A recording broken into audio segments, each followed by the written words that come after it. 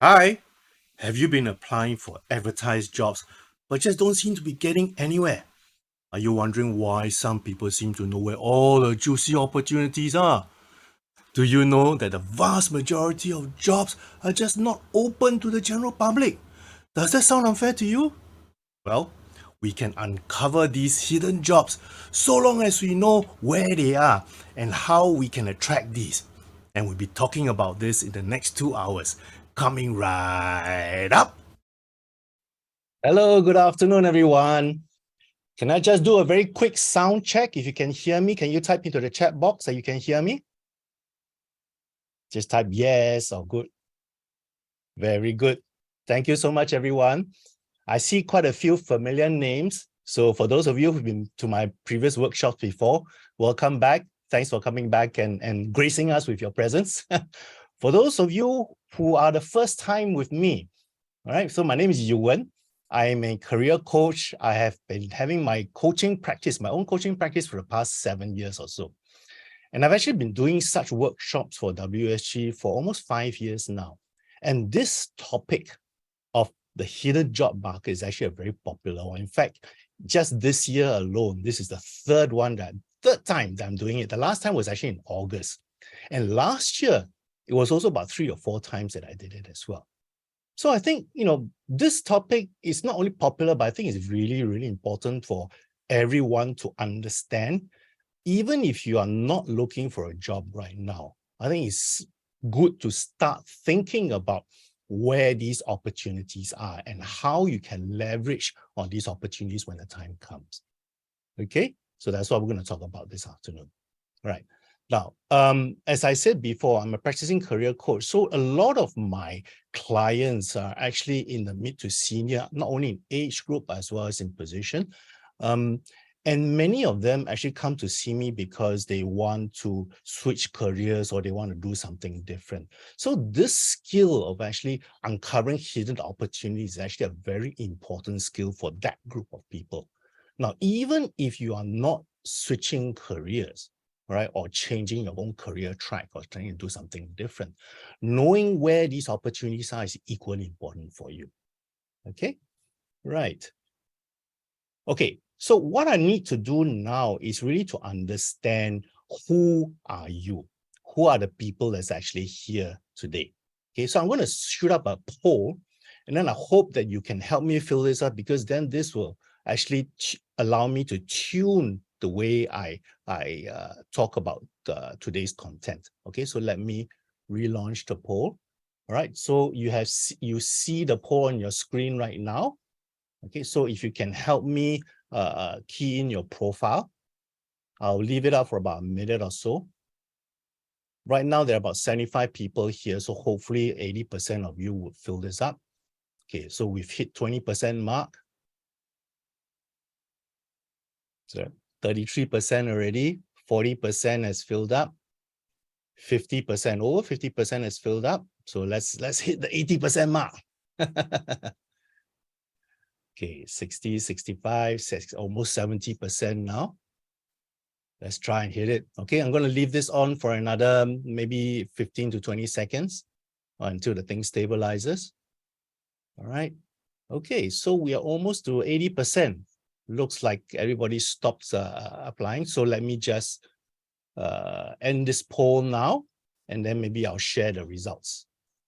Okay, so you can see the results here. Okay, most of you are actually above 30. Okay, majority are actually above 45, and quite a few are unemployed. And interesting, almost 40% of you are thinking of making a career switch. All right, good. So I think I know where to anchor my conversation for today. Yeah, great. Thank you so much for sharing your background with me. All right, so I know what are the things that I need to emphasize on for the next couple of hours or so. Okay, now next thing I'd like to sort of get a feel from you, right? Get a feel from you is in terms of your job search, whether you are doing it now or whether you've done it before. What were the typical job search strategies you have used personally? Can you type into the chat box? Let me know. what were some of the job search strategies you have used so far or currently are using? Please type into the chat box. Anyone? You can type into the chat box. Don't be shy. This is my way of interacting with you because this is a webinar. So hopefully you can type in, okay, through agents. So I presume that's headhunters, right? Any others? Job site, recommendation, JobsDB, jobs portal, okay? Companies, looking at direct online application through LinkedIn, asking friends, I like that, via job portal. Okay, it looks like the number of people who actually do job portals are actually quite a lot. Okay, so let me share with you a certain fact. Huh? Maybe you know, maybe you don't know. Now, this is a picture of an iceberg.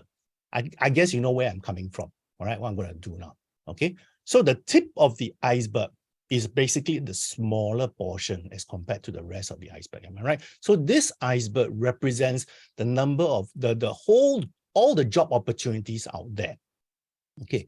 Now, I just came across this study recently, actually, in fact, a few days ago when I was preparing this particular PowerPoint. And the study showed this statistic. You can see that 25% of job opportunities are posted online, right? Some of you have done that, okay? 15% through headhunters. Now, some of you may argue that through headhunters is actually not a visible part of the job opportunities. I understand where you're coming from, but that's the way the research is shown. I'm sharing with you the research results.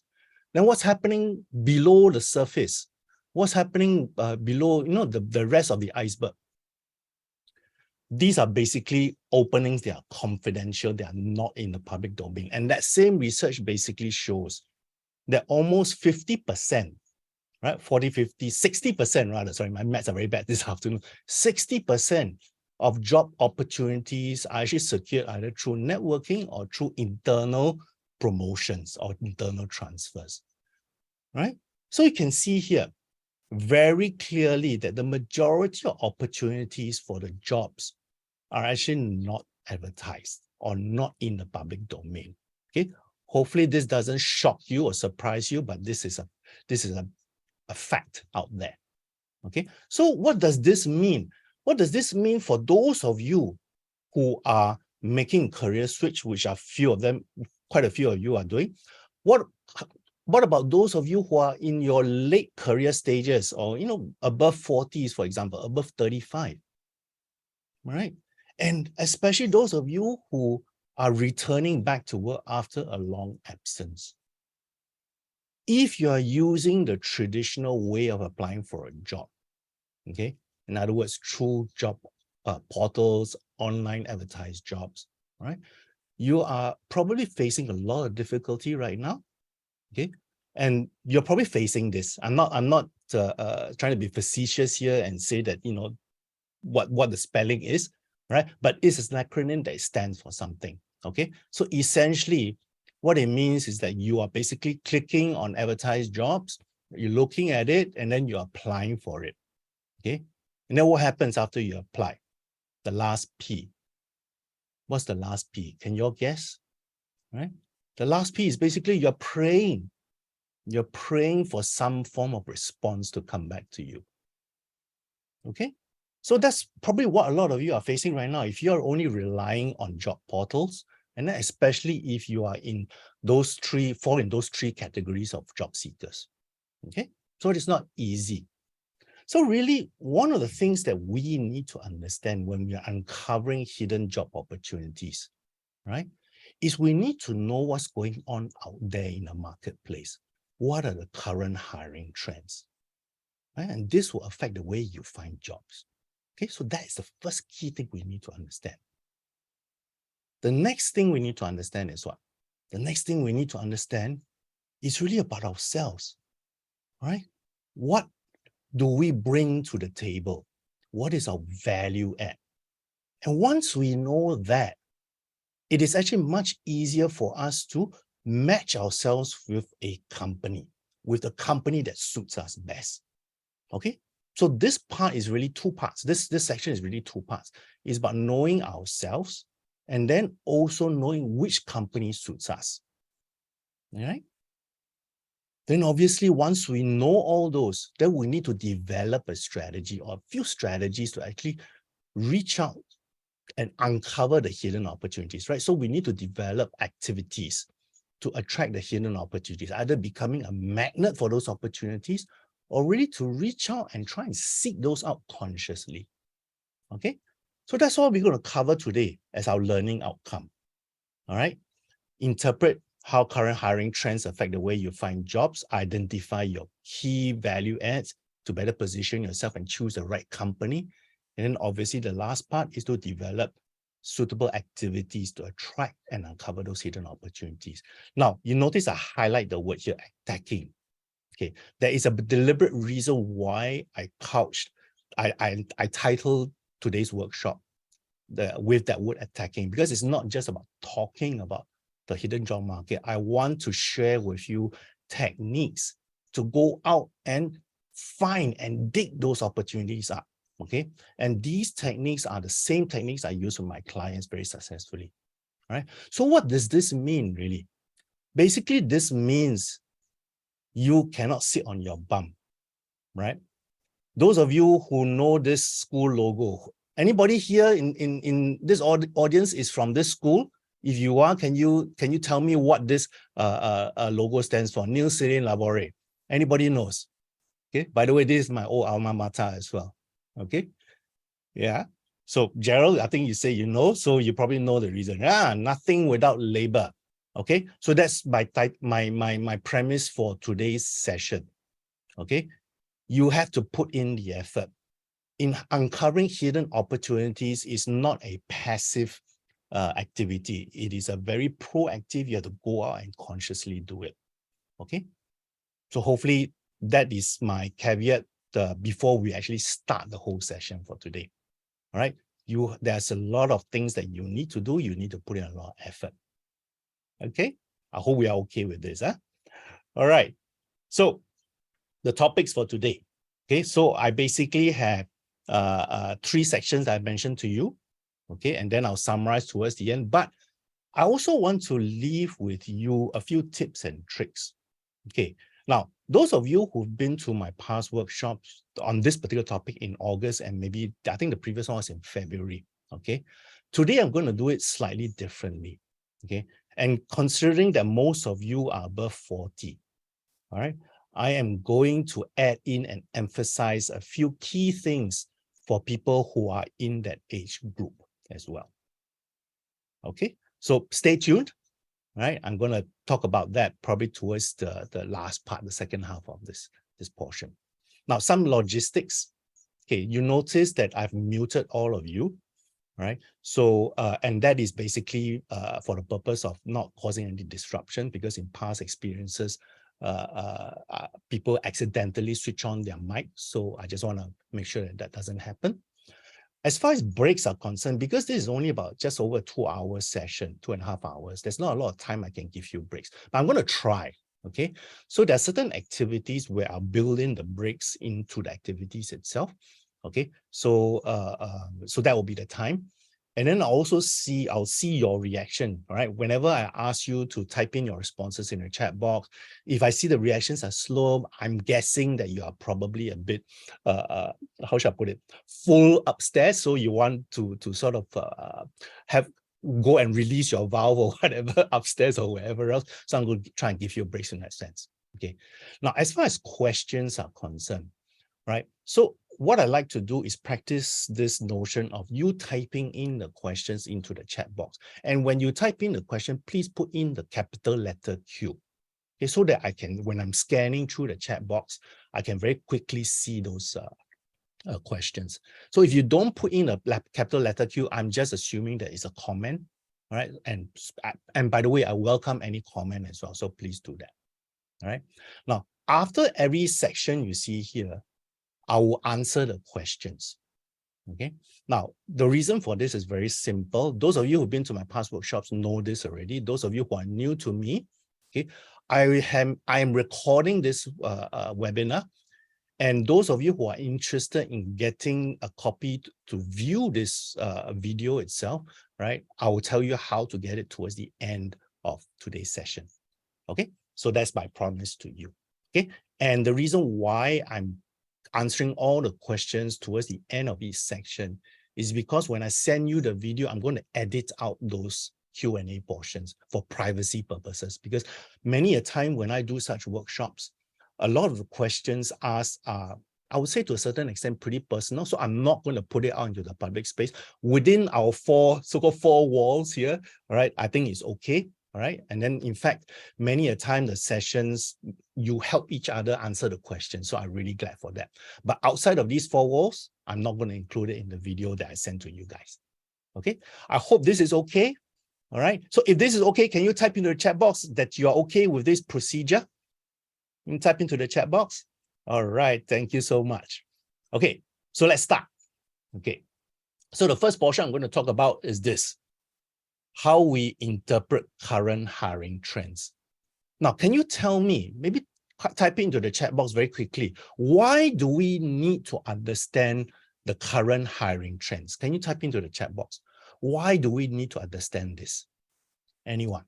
You type your response in the chat box. Why do we need to understand what's going on currently in terms of hiring trends? Okay, Ms. Jo said target the right job. Gary says, see the kind of opportunity, technology, we need to ride the trend. Job requirement based on skills, know where openings can be found, what are the changes over time. Okay, I think you got this right gist, but I think I want to zoom down more specifically, very much more specifically. Okay, if you know what the current hiring trends are, basically you know how employers think. And once you know how employers think, then you know what you need to do to appeal to those employers. Does it make sense? Right? So that's the thought process I'm going to do for this section now. Okay. So as a process of doing this, right, I'm going to ask you all to actually put on a couple of hats. Okay. A job seeker's hat, which I think all of you are. And then also, I want you to look at it from the perspective of the employer. Okay, because I think many of the time when we are looking out for a job, we tend not to think about what the employer wants. We tend to look at it from our point of view. So, excuse me. So I really want to try and flip this around and make sure you understand what are employers looking for first as well. Okay, so let's start with the easy one. Put on your job seeker's hat right now. Okay, so those of you who are looking for jobs, or those of you who are employed in the past, you have looked for jobs before, all right? What is the most popular or most preferred way that you have in looking for jobs? I have listed down here A, B, C, D, E. Okay, can you type into the chat box the letter that corresponds to your most popular or most preferred way of finding a job? Can you type into the chat box? So some say E, some say C, E, C, C. Well, a lot of C, okay? C's advertised jobs. C's and E's essentially. Okay, we got a D here, own network. Predominantly C's. Okay, so C's here is through advertised portals. Ah, okay, interesting. Huh? Now, what I need you to do now is think about it from the employer's point of view. If now you are looking for candidates, you are an employer, which is your preferred way of looking for candidates? Can you type into the chat box now? What is your preferred way of looking for candidates?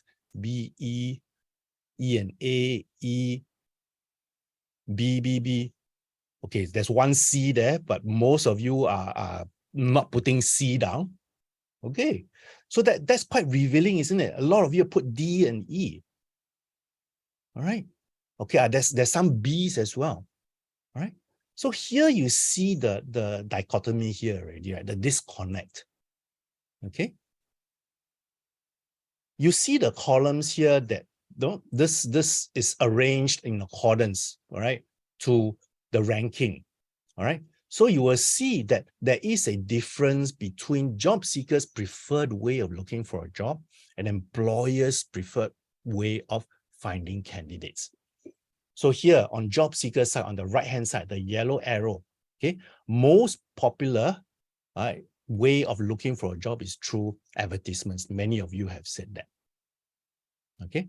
However, for employers, and many of you have already indicated that as well, most employers prefer either to do an internal promotion or do referrals from people that they know. Okay. Now, why is this so? Why is this so? It's actually a very simple mathematical reason for this. If you look at this, if you go through advertised job portals, from the employer's perspective, you typically receive maybe more than 100, probably nowadays even 200 to 300 applicants for a particular type of job. So if you're an employer, imagine the amount of work that you have to do in order to sift through. Although some of you may say, I got a wider base, I got more options to choose from, but at the end of the day, it's still quite a lot of work. Now, what happens if you go through other channels? You will see that, right? The number of people applying for the job goes down, right? And you look at it, referrals, probably 5 to 8 people will be referred to you from your friends and all that, okay? Then internally, when you look at your own internal staff, you're probably going to offer maybe to 1 or to 2 at most, right? If you got 2 positions, but usually you just offer to 1. If the person doesn't accept it, then you offer to another, but typically, right? So if you look at it from the employee's point of view, right? We basically feel that, wow, if you're an employer, either I don't want to go through so much work to filter out all the different candidates that comes when I do an advertisement, all right? But at the same time, we are talking about the risk, correct or not? Which is the highest risk when you get a candidate? The highest risk is really through the open market, right? Now, because you don't really know that person. You probably have to do a lot of legwork to find out who that person truly is.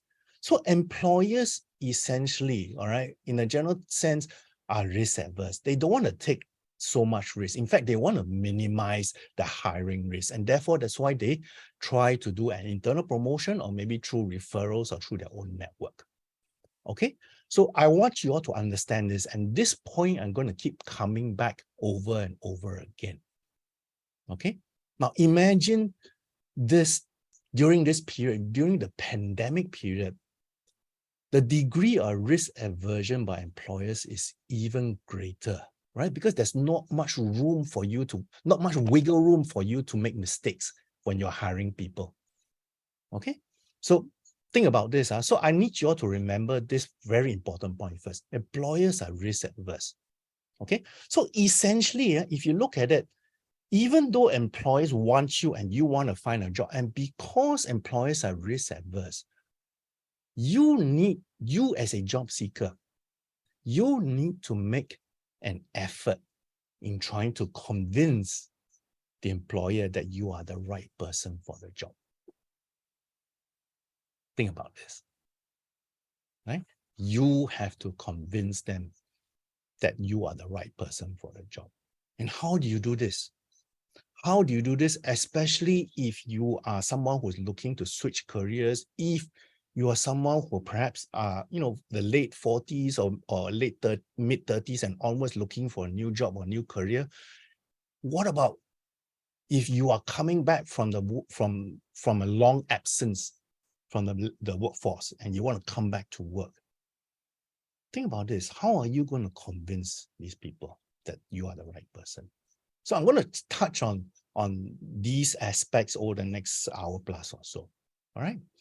So given that you know employers are risk averse, now I've described to you why they are risk averse. I need you to then think about it now. If you are a job seeker, what do you need to do? Can you type into the chat box? If you now know that employers are risk averse, if you are looking for jobs, what do you need to do? Can you type into the chat box? What do you need to do if you now know that employers are risk averse? Anyone? Think about this. Risk reduction by increasing match. Okay, Gary says, convince them of your skills and abilities. Okay, how do we convince? Align your value proposition with the needs. customize the CV, money back guarantee. Wow, okay. I don't think that's a very popular process. Ensure your skill sets matches what employers want. Upgrade your skills. Okay. I think you've got it on the right ballpark, but I just want to make sure that you understand, in particular, you want to minimize risk. And the best ways to really minimize risk is really the following. Number one, obviously, is to make sure your approach is very targeted and customized. You go and seek them out and seek the companies that you can help, right? How you help them. Know how you can help solve their problem. A few of you mentioned skills. You need to have the right skills, the relevant skills. Okay, but it's not only skills that I'm going to talk about, right? Because I'm also going to argue that experience counts. So it's a combination of skills and experience. And then lastly is the relationship. Because once the employers know you, or they have someone who knows you, and the people that knows you trust, they trust, right? Isn't it much easier for the employers to really consider you, because you're either referred or they already know you? Okay, so the risk levels are lower. Okay, all right. Now the other point that I really want to hammer across for today, right? And this is something I'm going to mention time and time again. When you approach potential employers, okay, or even any other parts where you are trying to seek opportunities, the first thing you need to understand is this. It is not about you. It is not about you, okay? What is it about? It is about how you can help them, all right? So please understand this, all right? When you go and seek opportunities, when you are developing relationships with potential employees or even people who can help you in your career, okay, the first step is to understand that it's really not so much about you, but it's more about how you can help them, especially when you're starting out. Okay. All right. Very quick and easy section, this first section. So we very quickly talked about how you interpret hiring trends and how these hiring trends affect the way you find jobs. So very quickly, any questions for this particular section? Anyone that is not too clear about what's going on, by all means, please type your question into the chat box. Remember, put your capital letter. Let me just scan if there's any questions here. Okay, I don't see any questions. So what my main message here is this, all right? Essentially, okay, there is a difference between the way employers prefer to look for candidates versus the way most job seekers prefer to get opportunities. All right. So we need to understand what the differences are. And the key difference here, right, as you saw, even those of you who played the role of an employer saw that what? You prefer to get candidates either through internal or from people that you trust, referred from people that you trust. Okay, so that's the refer. All right, there's one question here. How to develop relationships with employers when you don't know anyone in the company? That's what we're going to talk about in the next section also. Okay, okay. So it looks to me that you're all eager to go to the next session. Okay, the next portion right now I'm going to talk about is this item, knowing yourself. Okay, now you may be trying to understand, why do I need to know myself? Okay, very simple here, right? So really you need to know how you can help the other party, the company that you want to join. Because once you know that, then it's easy for them to feel that there is little risk in hiring you, because you can help them very, very quickly. But in order for you to do that, be in that position, you must know what your value proposition is. Okay, what are the things that you are good at? What motivates you? So that's what we're going to talk about for this particular section itself. Okay, and the reason why I feel that this is important is because of studies like this you see here, right? Where nowadays, and the pandemic has shown this very, very clearly, right? We don't want to have separate identities between work and outside of work. We want to bring our whole self to the workplace. Okay, So it's so vitally important that we feel comfortable and valued in our working environment.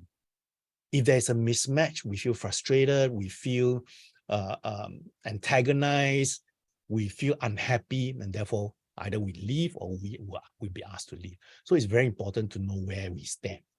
Okay, so that's the gist of it. Now, how do we find out what's good for us? Now, those of you who have been with other coaches, there's a long process. There's a lot of ways to do this, right? You may go through things like trying to find out what your goals are, your values are, what your skills are, your interests are, all those things that you see in the boxes. Okay. Now, for those of you who have been with me in my past workshops will know I try to simplify things as much as possible. So likewise here, I want to simplify this little exercise here. Essentially, I want to basically reduce it to a simple statement here. You find out what matters to you when you are working. Okay, and this could be a few things.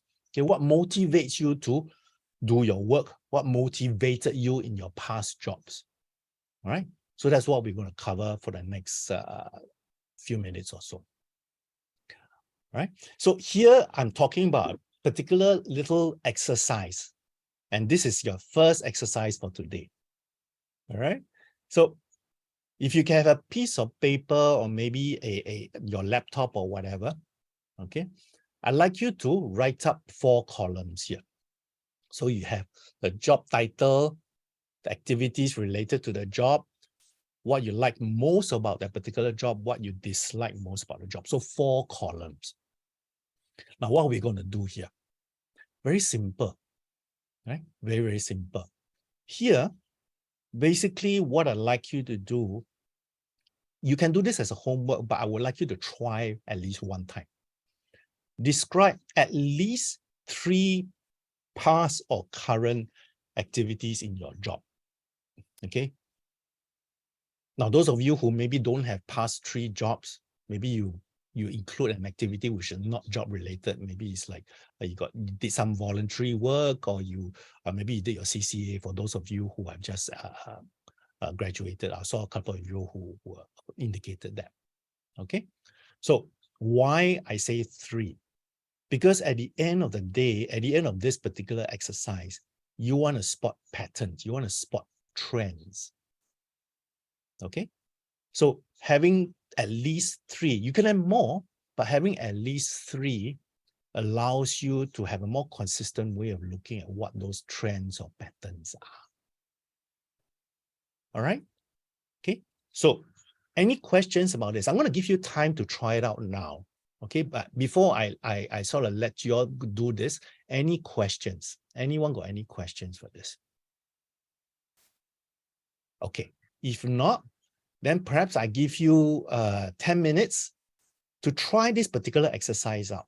Okay, like I said again, no, very simple, keep it simple, right? List down what your jobs were or currently is, what are the activities related to the job, what you like most about the job, what you dislike most about the job. And the whole idea here is to try and spot patterns, spot trends. And why are we doing this? We are trying to gather information to allow you to understand what is motivating you or what motivates you in your career and your job. Okay? Right? So give it a try. Right? Give it a try. I see you guys back in 10 minutes. A few moments later.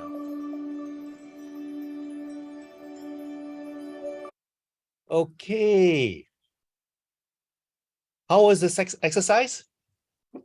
I hope you all spend some time trying to do at least one past job or current job. Okay. If you don't have time to do all 3, at least 3, maybe do it after. But I think the effort is worthwhile. By the way, if you guys would like to share what motivated you based on from the current exercise, by all means type into the chat box if you would like to share.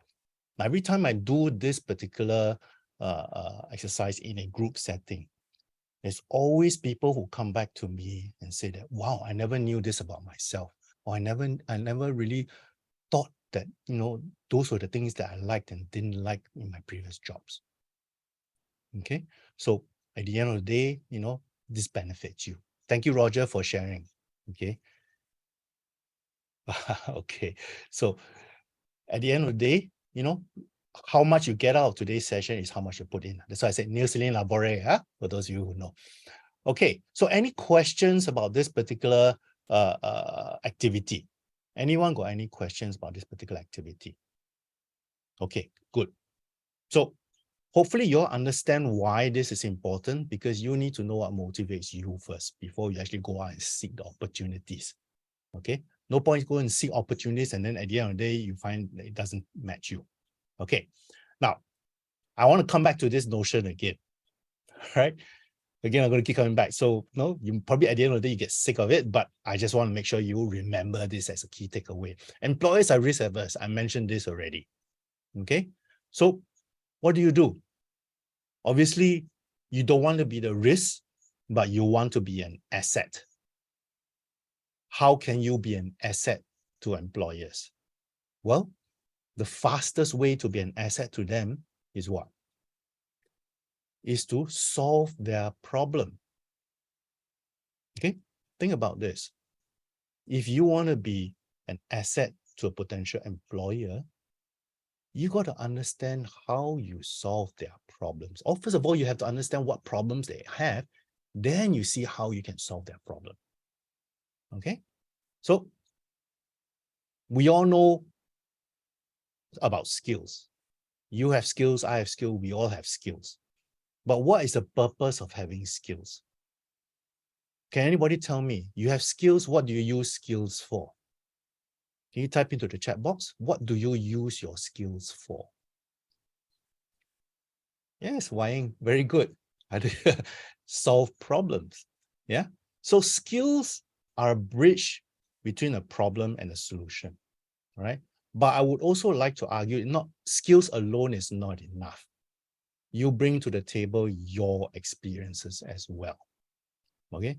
So here, maybe I may differ from other coaches in emphasizing a combination of skills and experience as a way to solve problems. So it's not just about what skills you have, right? You solve problems by using a combination of the skills you have and the experiences you bring to the table.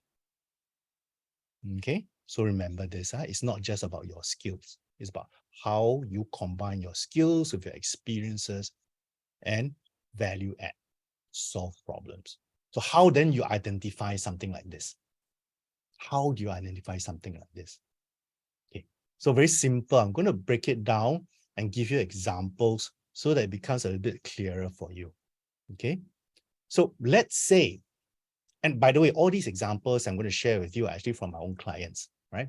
So let's say you have a certain skill or experience. Let's say, for example, you have extensive people management experience and a successful track record of building effective teams.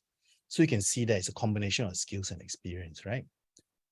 If you have that skill and experience, can you type into the chat box, what are some of the problems you can solve with that skill or experience? Can you type into the chat box? What are some of the problems you can solve with that type of skills and experience? Anyone? Think about this. If you yourself have that skill and experience, what problems can you solve? Staff turnover, project management, maybe poor workplace morale, yeah, retaining workers, yeah. Problems that you solve, right? Solve high staff turnover issue. Yeah. Okay, operation issues, Eileen, you need to be a bit more specific. What operational issues? Okay, but I think you're on the right track. You know what I'm talking about. Okay. Another example. Let's talk about another example.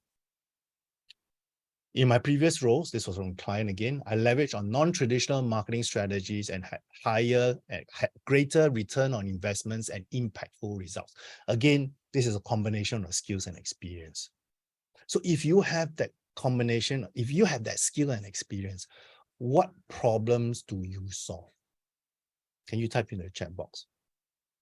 You have non-traditional marketing experiences, you use the strategies, you use that skills, you have impactful results. What problems do you solve if you have that combination of skill and experience? Getting clients, Natasha says.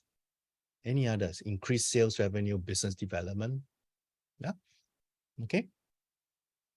I can help you expand your brand presence internationally with a lower marketing budget. Okay. Hopefully you see where I'm coming from now. Okay. Last example here. Last example. In my past roles, I moved the customer base to a higher level by recrafting outreach messages and targeting the right segments. Again, a combination of skills and experience. What problems can you solve if you have that skill and experience? Anyone? Type in the chat box. What are the problems you can solve if you have that combination of skill and experience? That you are able to move the customer base by recrafting outreach messages and you target the right segment. What problems do you solve? Anyone? Possibly end result could be increased revenue, but this is the end result. Anybody? Yeah, retain customers, satisfy customers. Yeah. Yeah. So it's something about the customer base, right? Something about the customer base. Could be higher advertising returns because the customers are more happy. Could be, right? But essentially, you're looking at the customer base. So here in this example, maybe increasing the quality of your customer base, therefore leading to a higher and sustainable sales level. Okay. So hopefully you all see this, right? You need to identify what problems you solve using the combination of your skills and experience. Okay. So how do you arrive at this? How do you arrive at crafting statements like this, for example? Okay. I'm going to show you a simple table that I use with my clients. You can use that as well. All right. So again, another exercise for you, essentially 3 columns again. All right. 3 columns again. My skills and experience, problems I solve, how I solve the problem. All right. So I just want to make sure everybody is okay. Let me just see all the participants are here. Good. All right. Everybody is back. Okay. Now, final example here. Final example here. Okay. Again, if you have people and team management skills and experience, what are the problems you solve? You can list out more than one. Okay. But that's for simplicity's sake, just put down one. So minimize or solve high staff turnover. So that's the problem. Okay. I want you to differentiate between problem and how you solve the problem, because just now I saw some of you, when you're key in the chat box, you actually mixed up between how you solve the problem versus the problem that you can identify. Okay.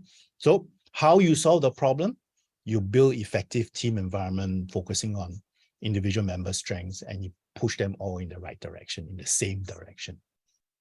Okay.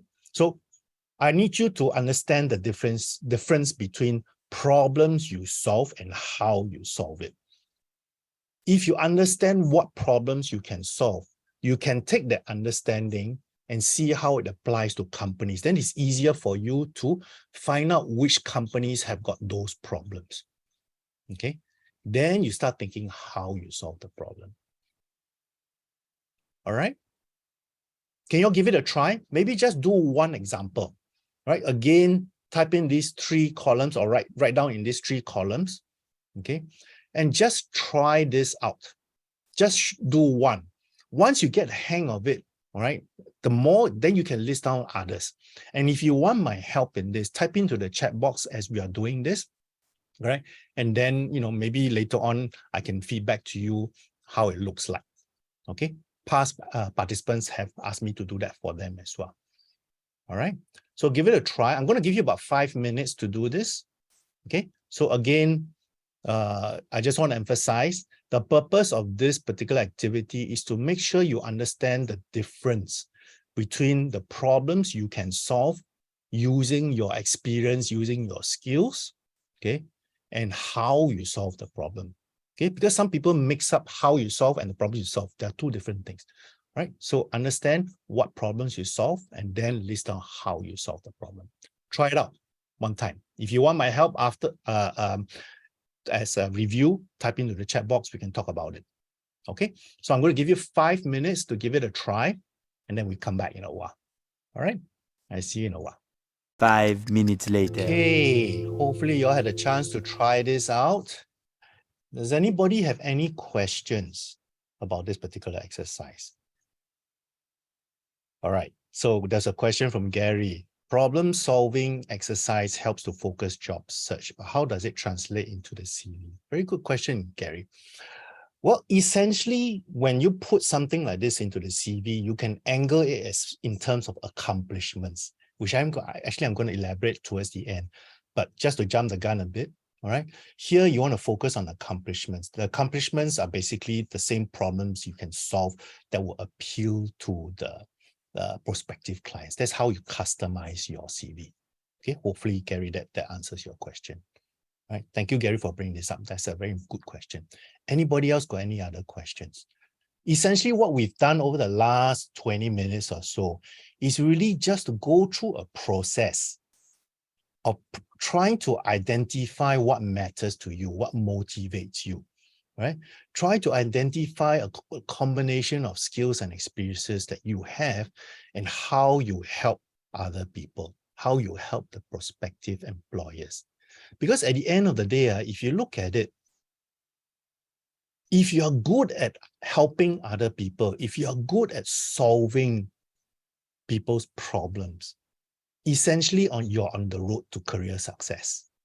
Okay, those of you who have been to my last workshop, you know how I arrived at this. Okay, but essentially that's the thinking. Okay, so if no questions, then let's move on.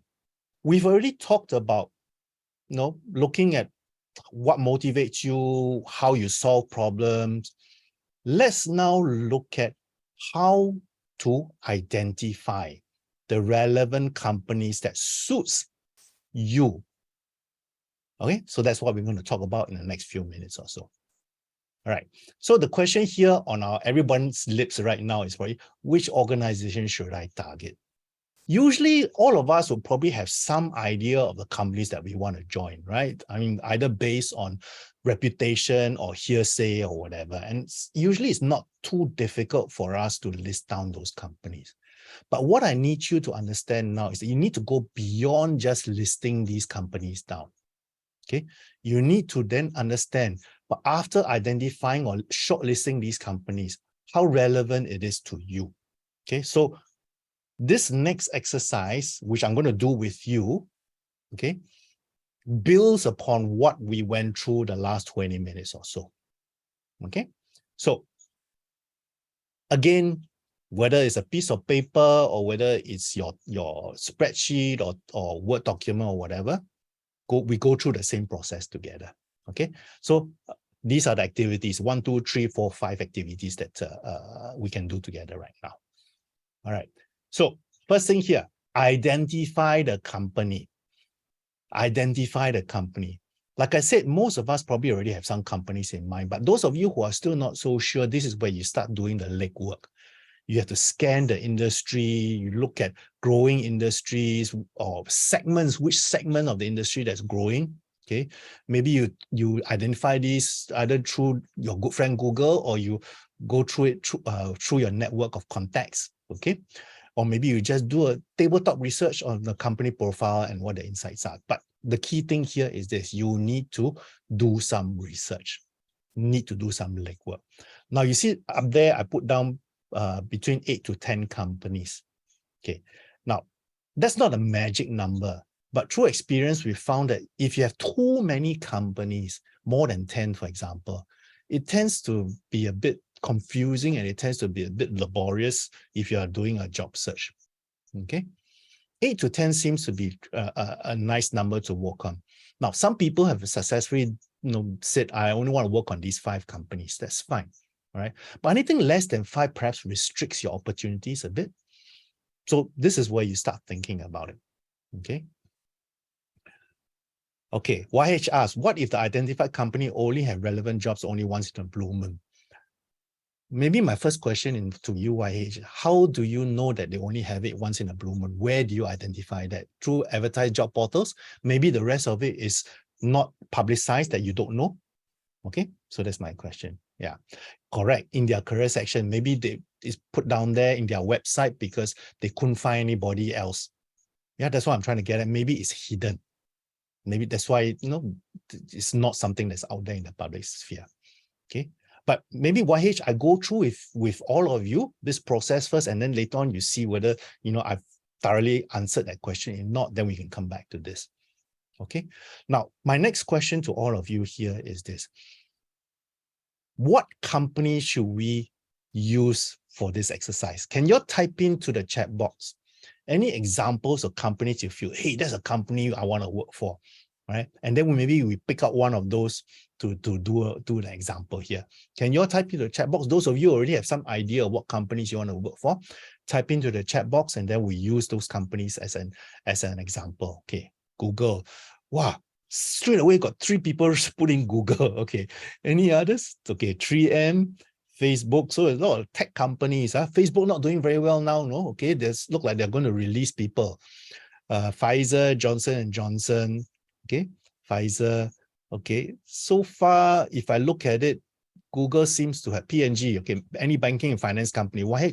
Let's be a bit specific here. I think it helps you if you are more specific about the name of the company. But nevertheless, okay, so I see some FMCG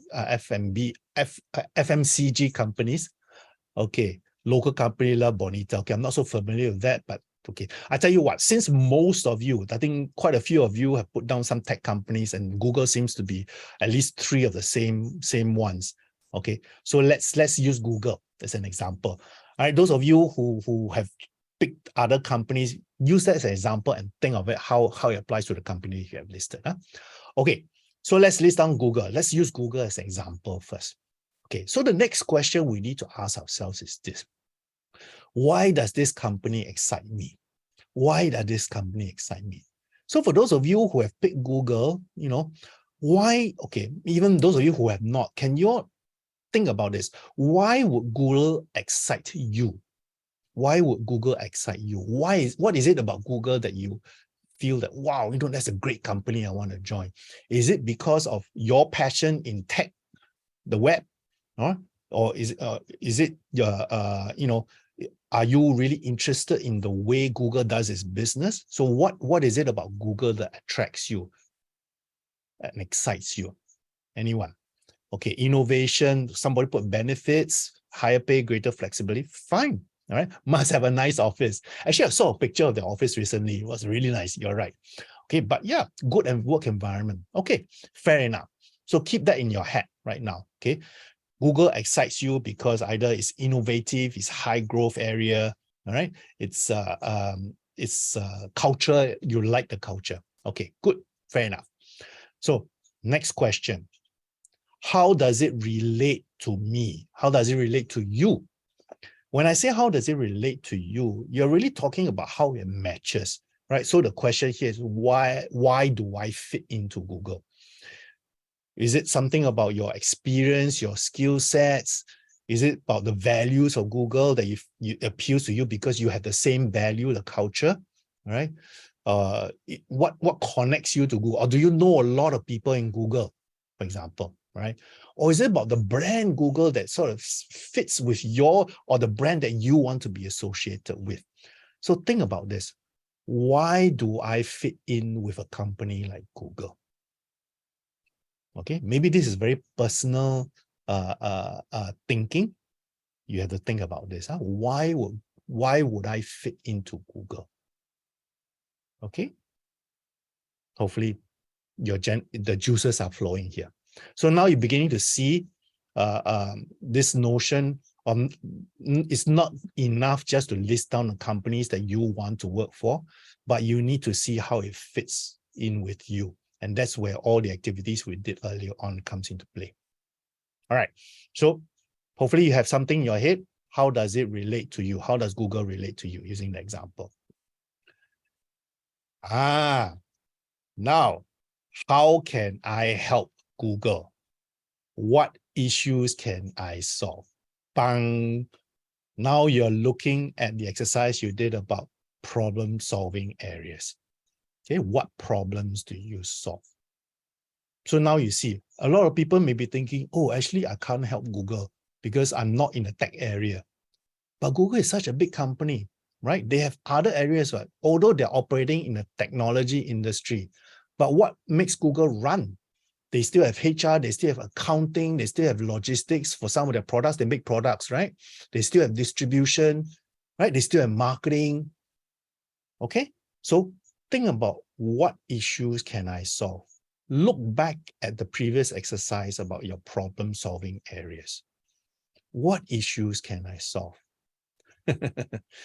Right? What issues can I solve? Okay. This one, maybe you need to think a bit deeper than just the surface level. Go beyond what you publicly see Google as doing. They are on the web and all. Think about what problems they are going through. I'll give you an example. Some of you who've been to my past workshop would have heard this kind of example, right? Previously, a few years ago, I had a client who was working in the logistics and distribution area. And he wanted to look for a change. Then he found out that Amazon was coming to Singapore. Okay. Then he said, oh, I want to join Amazon. Then he started looking at how the way Amazon is going to set up here and what Amazon's business is. And then he realized actually he could help Amazon a lot because he knows that Amazon wanted to come in and set a distribution hub. And that's where he can help because his skills and experience was in that area. And therefore, he wrote to them. And after a while, no, actually the interview process was quite exhausting. He actually found a job in there. Okay, so that's a live example. So think about this. How can you help that company? Right? How can you help that company? So in other words, identifying the problems that they have and how can you help them solve that problem? So referring back to the exercise we did previously. Are we okay with this? Okay, are we okay with this? All right. Okay. Now, this is all for one company. Now, imagine that if you've gone to the effort of putting together 5, 8, 10 companies, then obviously there's something you need to do, which is identifying what's common between the list of companies that you have generated from your research. Okay. It could be they come from the same industry, they are selling the same product or developing the same product. Maybe the culture is the same that appeals to you, right? Or maybe the geography. Maybe they are all based in a particular area. Or maybe they are all from a particular area, like US, for example. Okay. Or maybe they are selling or they are interacting with a particular customer segment. Like if let's say you want to work with young people, right? Yeah, if Google works with young people, great. But what other companies work with young people? So this is where the exciting thing comes in. Let's say if you are very clear about the common themes that you have listed across the 8 to 10 companies that you have listed. Imagine if you come across another company that says, that company looks interesting. You take a look at how that company, that new company you found, how does it fit in with that list that you have drawn up? Is there a common theme? So imagine, let's say all the companies that you have listed works with young people, right? It could be a lot of different companies, right? It could be technology company, it could be gaming company, it could be, I don't know, amusement park companies, because they all deal with young people. What happens if you throw a company like Mattel, sorry, not Mattel, not the liquor company, Mattel, the toy company, right? Or Toys R Us. They could also fit in there because they'll deal with young people. Okay, so here what I'm trying to do is to get you to think just beyond purely the industry, because most of us tend to just look at the industry that they operate in. And by just confining ourselves to that industry, we actually limit ourselves to the opportunities that's out there. Okay, consider other aspects of that company that may appeal to you, or what's common between that list, within that list of companies that you have. Okay, I assure you, it can be eye-opening because you are looking beyond just the traditional industry axis that most people look at. Okay. All right. Okay. So this whole table, I'm going to give you a chance to do a screenshot here, right? So that you can go back and work on it. Okay, because I think this is something worthwhile for you to spend a bit of time trying to generate. It will not happen overnight because it needs to do a bit of legwork, okay, in identifying the companies, right? But I assure you it is going to be very helpful for you. So you've taken the screenshot. Okay, good. So we spent the last 20 minutes or so going through the process of identifying your key value at USP, unique selling proposition, okay? So that you can better position yourself for your target career and your organization, because you've identified which organization or company you are best suited to join, not only because of the culture, your passion, right? But also how you can best help them. Okay, so we've discussed that over the last 20 minutes or so. I've given you a few exercises. Some of you have done it. Thank you so much for that. By all means, try it at home after the webinar if you don't have time or maybe the energy level is not there. But please do go and try. Okay, like I said, nothing without labor, right? You spend 2 hours here, try it out. Okay. Any questions? Any questions? Anyone to ask any questions regarding this particular section? Okay, good. So I've got a few more sections to go through. I'm conscious that it's 3:20 now. Maybe I carry on. Is that okay? I carry on, and then maybe midway through the other section, we'll talk about having a little break, which I actually will build in the break. So let's talk about the outreach portion now. Okay, the portion on how we actually reach out to the companies or to the people within the companies. I think there were some questions that somebody asked earlier on. You don't know anybody. How do you know what opportunities are? This is where we're going to talk about it. All right. Okay. The focus for this section here is to develop effective activities so that we can attract opportunities that are not obvious to the public eye. Okay. And we're going to focus on two aspects. One, how to become a magnet for such opportunities, right? And the other one is to reach out and seek those hidden opportunities. Is that all right? Okay, Mrs. Teo, right? Maybe let me move on, and then later on towards the end, if you still miss out that screenshot, I'll come back to that in the Q&A. Okay, but in the meantime, let me continue. Okay, for the benefit of everyone else. Hopefully that's okay, yeah. But we'll come back to that. Okay, so this section really then is looking at attracting opportunities and how we reach out to the targeted companies or the targeted people within those companies. All right. Now, again, I keep coming back to this. When we talk to them, we talk to these companies, it's not about you. It's not about you, it's about what? It's about how you can help them. All right. So again, please remember this as a basis of your activities. And it's not about you, it's about how you can help them. Okay, so let's focus on this first one. How do we attract opportunities? How do we attract opportunities? Now, essentially, you're looking at the personal branding, to be frank with you. Okay, and I've done workshops on personal branding before, so I'm not going to go through in a lot of detail with this.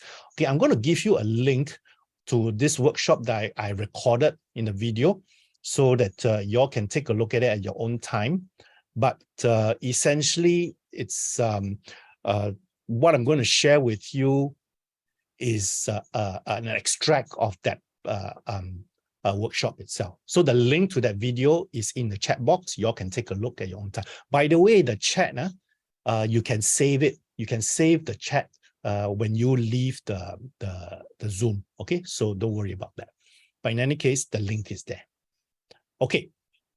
Now, what do we mean by personal branding? Because essentially, you're looking at attracting opportunities to you. And really, to attract opportunities, you want people to know who you are. So that's why I say that it's about what your personal brand is, right? And it's, in essence, I'm talking about personal brand for job seekers.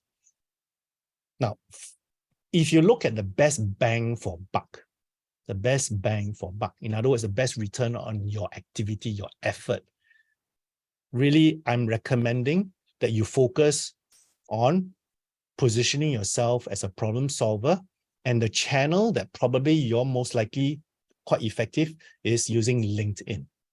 Okay, but I'm not saying that LinkedIn is the only channel, but considering that most of us are probably PMETs here, okay, LinkedIn is usually the quite an effective channel for us to leverage upon. All right. So, and why do I say this? Right. In fact, I've had the HR people join my webinars before, and even my live workshops in the past before the pandemic came. Some of them were recruiters, and they reinforced and affirmed this particular aspect. Nearly all recruiters use LinkedIn. But over 40%, they also search Twitter and Facebook. Okay, so those of you who have Twitter and Facebook, just be mindful of that. Okay, just be mindful of this. Right? 93% of hiring managers review candidates' social profiles before making contact. Can you imagine that? They look you up before contacting you, no? I just recently came across a client, okay, who was contacted by a company. Then when she asked, the interview was successful, by the way, okay? And when she asked, don't you need any references or anything? You know what the employer said? The person who hired her, which was actually her supervisor, basically said, oh, I actually looked you up before I contacted you. I did my own research already. So I don't need references. I don't need referees. Okay, so you just imagine that. Now, why do employers then look you up? Why do they go through the trouble of going through your social media profiles, your LinkedIn profiles and such? Basically, is to try and not only look at what you did before, your previous professional work experience, right? But it's also whether you have anybody in common, right? Mutual connections. Okay. And why do employers go to so much trouble doing this? It's coming back to the same the thing, correct, SSH, right? Reduce risk. Employers are risk averse. Okay. So those employers who are so conscious about this, they will make the effort to look you up first. Okay. So over the next few slides, I'm not going to go into detail what LinkedIn is all about. I'm just going to touch on this because there's a lot of information out there on how to do a proper LinkedIn profile. But I'm just going to condense it so that you can see the key points and maybe you can act on those things. Okay. All right. What are the key considerations? Now, I was talking about all the information out there. I came across this particular article, which I thought was useful. I just came across this a couple of days ago. So I'm going to share that link with you so that maybe you can read it up yourself. Okay, so I'm going to put that link into the chat box again. Okay, so that link is in the chat box. Okay, so that is the link to this article you see here. All right, now, what are some key considerations when you are trying to fine-tune your LinkedIn profile? Okay, first of all, bear in mind, LinkedIn is a channel that allows you to build your personal brand and reputation. Okay, bear that in mind. So whatever you put into LinkedIn will contribute to your brand and your reputation. Okay, professional brand and reputation. Huh? It is also a very good channel to build relationships, but you need to give people a reason to connect up with you. Okay, how do we give them a reason, which I'll talk about in a little while. Okay, so you must give them a reason to connect up with you. Okay, but you must also make it easy for them to reach you. Okay, I've seen some LinkedIn profiles where you look, you don't know how to reach that person, right? So make it easy for them to reach out to you. Okay, and last but by no means least, whatever things you do on LinkedIn, in fact, this applies to any other social platform. All right, knowing that employers would look you up in your various social media platform channels, it pays to be consistent in the way you present yourself on these channels. Now, some of you may say, but then, I don't I have a very different profile in my Facebook and Twitter versus my LinkedIn. How do I stop potential recruiters from looking at my personal profile? Well, you can do that by making it not so public, making it private, for example, or restricting a profile, the content that people can see from public. So you can do that, right? But whatever's in the public that everybody can see, try as much as possible to make it consistent, so people don't get confused about who Pauline is, or don't get confused about who Ashlyn is. Once they see your LinkedIn profile, I know, okay, Yvonne is good in this area. She's interested in this area. Okay, so be consistent. Now, a little bit about LinkedIn. LinkedIn essentially, like I mentioned earlier, okay, is a branding platform that allows you to build your platform. But you can do that in two particular ways.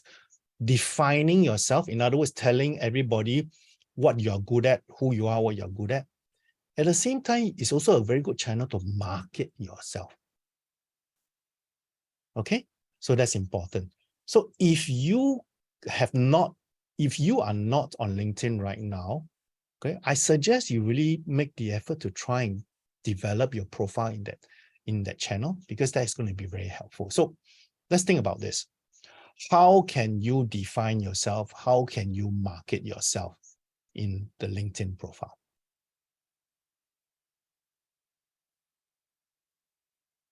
First thing, using keywords, using problem-solving statements, highlighting your accomplishments, listing down what makes you tick, what makes you unique. Those are the things you can put into your LinkedIn profile. Okay, and those things will not only define you, but it will also help you tell other people, market yourself to other people to say, hey, you know, Karen is good in this, Alan is good in this. Okay, and then that's half the battle won, which means they know that you are good in particular something. They may, if they need your help, they will reach out to you. Okay, so that's one aspect. Endorsements, recommendations. These are so helpful in telling people who you are, what you are good at.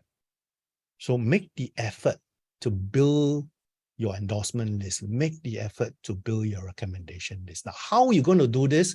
I can't go into detail because I don't have the time, but refer to my YouTube, the link that I gave to you in the chat box. Okay, so that gives you more detail there. Okay, but suffice to say, endorsements and recommendations are key to helping people know what you are good at, defining yourself. Okay. Joining groups, joining target companies, following target companies. So for example, if you are interested in Google, right, you want to know about Google, follow Google on LinkedIn. Now, those of you who don't know, LinkedIn actually has got an interesting algorithm. Okay, when recruiters or employers go in and search for candidates, let's say they type in a certain quality and all that, they'll key in and all that, right? The list of people that's generated from the search list, okay, one of the deciding factors on where your name will come up will be how interested you are in the company that they're looking at, or how interested you are in the industry that they're looking to hire you for. So if, let's say, the company, right, is in a tech company, right, you are following tech companies in LinkedIn, whether it's Google or Meta or whatever. Okay, if you follow those and they key in your the qualities, and let's say your skill sets fits 50 or 70% of those things that you're looking at, but at the same time you're following those companies, your name is likely to appear in the top half of the search list. Okay, so bear this in mind. That's the algorithm that LinkedIn has. Okay, so it is worthwhile for you to pay a little bit more attention to this. This one is a very powerful tool. Share, contribute your opinions, share and contribute your knowledge of the areas that you are good at. Whether it's through writing articles, you all know that LinkedIn has the ability for you to write articles. Those of you who don't feel that you are up to writing long articles, it's okay. curate. Okay, maybe you saw an interesting article somewhere else. Share it on LinkedIn, put in your comments. Okay, don't just share the article alone, put in your comments. Okay, put in what you think about how it applies to your area of interest. Okay, so that people know, Pat Tang, is a very good, he has got very good insights into this area. Okay, so hopefully, so that gives you a very quick insight into the general insight into how you can leverage on LinkedIn. For more information on this, you can refer to the YouTube link that I just put in the chat box. All right. Okay. Next up. How do we build relationships? How do we build relationships? Now, I'm going to move very quickly into how you actually engage people that you don't know. So these are all the activities that's going to build up to that. Okay, how do you build relationships? Now, first things first, this thing about networking. I know a lot of people have got concerns about networking, right? Some people, I've heard people say, oh, networking is a 4-letter word to me. I hate it and all that. And there are various reasons why people don't like networking. But it has a lot to do with some myths that many of us have about networking. So what are these myths? So let's go through this. Networking comes naturally. Does it come naturally? What do you guys think? Maybe some people are very good at this, but really, even those people who are good at this, there is still some aspect they need to fine tune. Okay, so it's a bit like dancing, one. Yeah, dancing. Some people have the rhythm, right? But some people still go for the classes. They can do so without classes, but maybe not as good. But once they go for classes and all, wow, you see the real dancer come up. So likewise, okay, networking is a social skill. Some may have it better than others, but every one of us can develop this because it is a skill. It's a social skill to be developed. Okay. Extroverts are better networkers. What do you guys think? Extroverts are better networkers. Is this a yes and no answer? Probably, but I would like to argue something. Okay. It is not about talking as much as possible, right? How many of you, first time you met someone, and that fella keeps talking to you, and you don't have a chance to have a conversation? It's just about, wow, listening to that person talking to you, right? So it's not so much about talking as much as possible, right? It's how you engage the person. And I would also argue the introverts amongst us, okay, the people who are not so talkative, the introverts, the so-called introverts. What are the strengths of introverts? Can you tell me, those of you who are introverts, what are you good at? If you are an introvert, what are you good at? Yeah, Christine, very good. You are a good listener. Well, some people say substance, empathetic. Yeah, you're patient. Now, aren't those qualities also very good in engaging people? Yeah, think about it, observant. Yeah, if you're a good listener, you listen with all your senses, not just 1 ear, 1 ear out. Huh? You listen with all your senses, right? Okay, so not necessarily the case extroverts are better at networking than introverts. Okay. This next myth is about knowing as many people as possible. So is it true to say that if your network, let's say you look at your LinkedIn profile now and you have 10,000 people versus another person who only has 100 people, is the person with 10,000 connections better than the person with 100 connections? What do you guys think? Again, something to think about. Maybe it's not so much how many you know, but how well you engage with the people you know. Okay, it's the depth of the connection. Okay, it's no use knowing few thousand people and yet you never engage with them, right? You never find out who they are. You never give value back to them. Okay, so it's the depth of connection that's important. So how do we then build relationships? Now, who are the people that we can build relations with? Can you type in the chat box? Who are the type of people you think that you can build relationships? Starting with the easiest people that you can say, wow, I can connect up with that person. Who will be the easiest people that you can minister or peer? Okay, peers. Anybody else? Who are the people that you're most easy to build, to connect up with? Anybody? Family members, friends, yeah? Okay.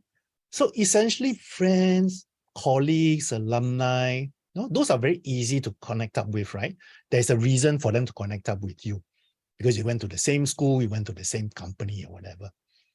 The next few groups of people maybe take a little bit more effort. And I'm going to show you how you can do that. Okay.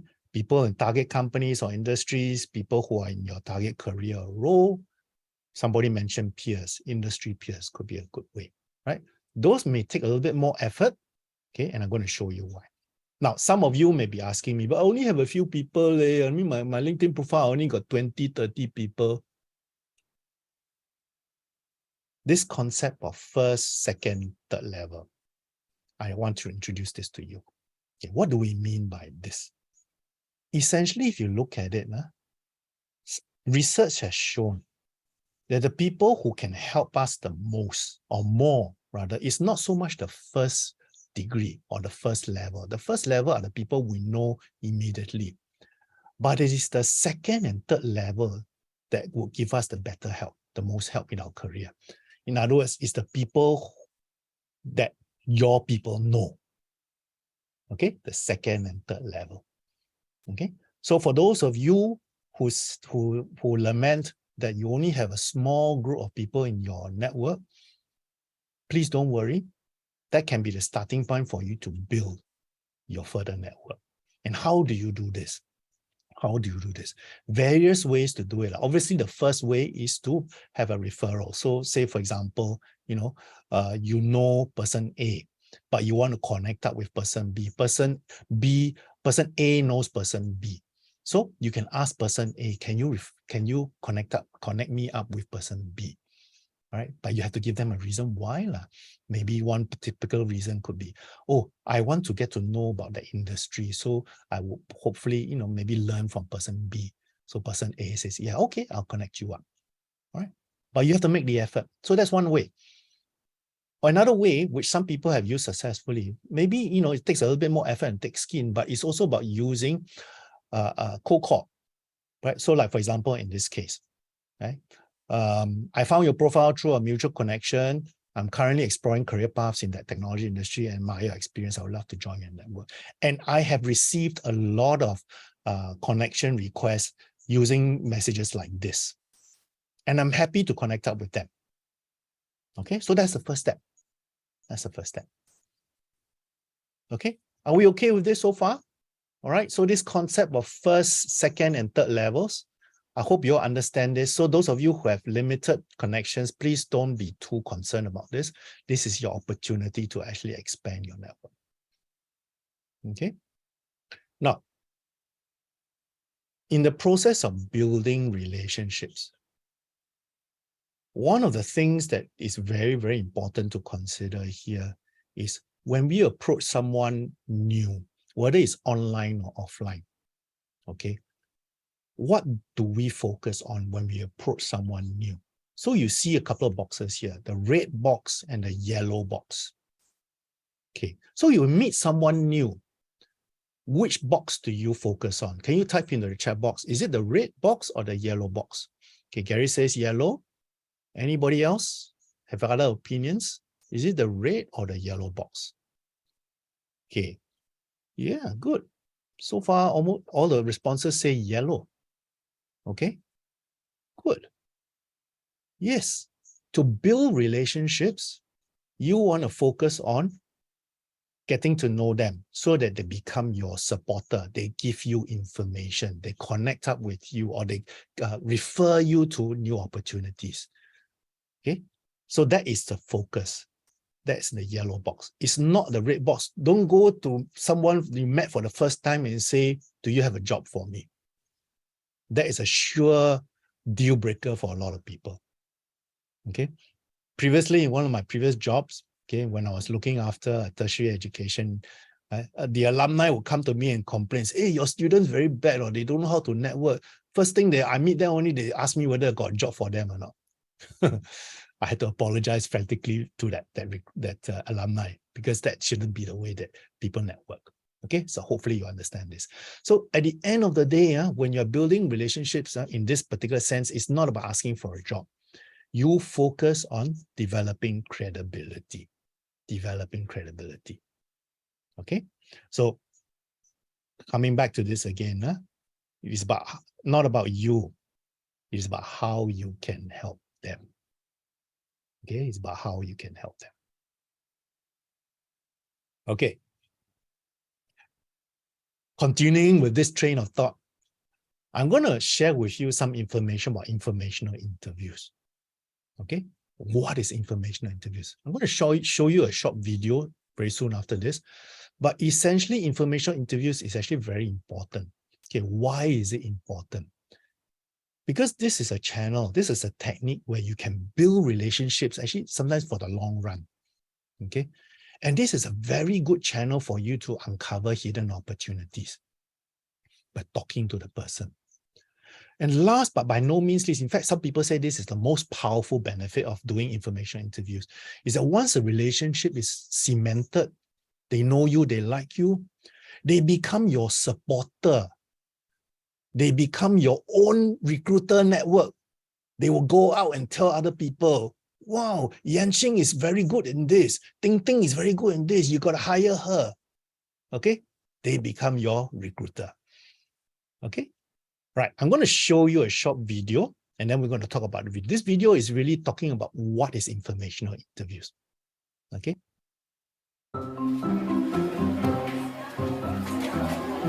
An informational interview is an amazingly powerful tool. It can help you learn about different types of work you're interested in. And by providing inside perspective, it may even connect you to opportunities you couldn't see from the outside. So let's take a look at what informational interviewing is all about. An informational interview is not a job interview, and it's not a trick you play to get a job. If you're asking for a job and they do have one, then they'll likely start judging whether you're a good fit. And if they don't have one, then that conversation ends there. The key to a successful informational interview is curiosity. With sincere curiosity and good questions about your interviewee's life and experience, you gain insights into their successes and failures, how they got where they are, and what's important to them. Your curiosity will lead to an authentically engaged conversation, which also opens the door for the interviewee to get curious about you. The professional you're speaking with might say something like, wow, you're asking some really good questions. And in that transition, informational interviewing becomes even more valuable for someone looking for work. Informational interviews give you an opportunity to see what kinds of work resonate with you and help you determine what communities you would like to be a part of. In a good informational interview, the professional you speak with gets a lot out of the conversation too. They get to discuss their life and their work with someone who's curious about their experience and values their expertise. Plus, they get the pleasure of talking with someone who's genuinely interested in what they do. How do you do it well? Here are 5 tips to get you started. First, do your homework.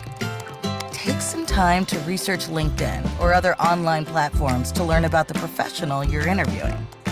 Consider what questions you have about their life and work. The second tip is to try to meet in person. On the phone is okay, but face-to-face is best. 3, always try to buy the coffee or lunch. Your interviewee is giving you their time. Paying is a good way of showing your appreciation and beginning to create a connection. 4, ask your interviewee who else they recommend you talk with. If the interview has gone well, they may be willing to connect you to other professionals you can learn from and who might have opportunities for you. Finally, tip number 5. After the interview, send a thank you. Email is okay, but a handwritten note is even better. And if they asked you to keep them posted on your progress, do so. Right. Hope the video was good. The next few slides, I'm going to go through in more detail about how you actually prepare and how you conduct an informational interview. But let's start with something simple first. You saw from the video, informational interview is not. What is it not? Can you type into the chat box? Hopefully you pay attention to the video. Informational interview is not what? It is not a job interview. Thank you, Chuang Lin Ling. Okay. What else is it not? What else is it not? It's not a job request. Anything else? I think that's the first thing that jumped out, right? A lot of people paid attention to that. Okay, you're right. It is not a job interview, which means what? It is not, don't go there asking for a job, correct? But in the process, when you're talking, when you're engaging the person, right? You are not talking about yourself. Sometimes you have to talk less. Okay, you're not talking about yourself. Now, what do I mean by that? Okay, so some key points first, just to make sure that we understand all this. Our objective here is to make sure that the person that we are talking to is aware of us. Remember, because we want them to refer opportunities to us. We want them to support us and be our recruiter to the outside world. Okay, but at the same time, also, as the video said, you want to get more information, because sometimes maybe you do information interviews because you're not sure about a particular career. I'll give you a personal example. Many years ago, okay, when I was really, really interested in scuba diving, I actually went to the level of being a rescue diver, and I wanted to make that as a career.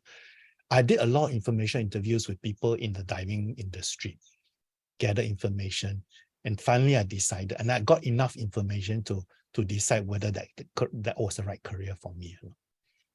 Okay, so that's that, getting more information. Whether it's the right job, the right industry, the right company, right? Information is there. When you want to connect up with the person you're talking to, it's so much easier to find something in common. Now, what can be something in common? It could be things like, maybe you came from the same school, maybe you came from the same company or the same industry, or maybe you both attended the same event, right? Or you read about his article, for example, right? You want to know more, okay? Things like that. So you need to give a little bit more thought about what is the best way to find something in common with them. Now, that is the most effective way. If you can find that, usually they tend to say yes to the interview. Okay, if you can't find anything in common with them, no matter how hard you try, it's not the end of the world. Sometimes people still do agree to the notion of meeting up with you.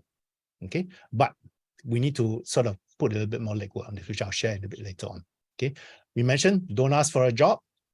Okay, this one, focus on that person that you're talking to. And what do I mean by that? In other words, you want to ask more questions rather than, so it's a flip side, right? It's not a job interview. A job interview is that the other person asks you questions. Now, informational interview, you want to get to know that person, what opportunities are. You ask that person information. You ask questions more, right? And get that person to come back to you. Okay? So the focus here is on building relationships and trust.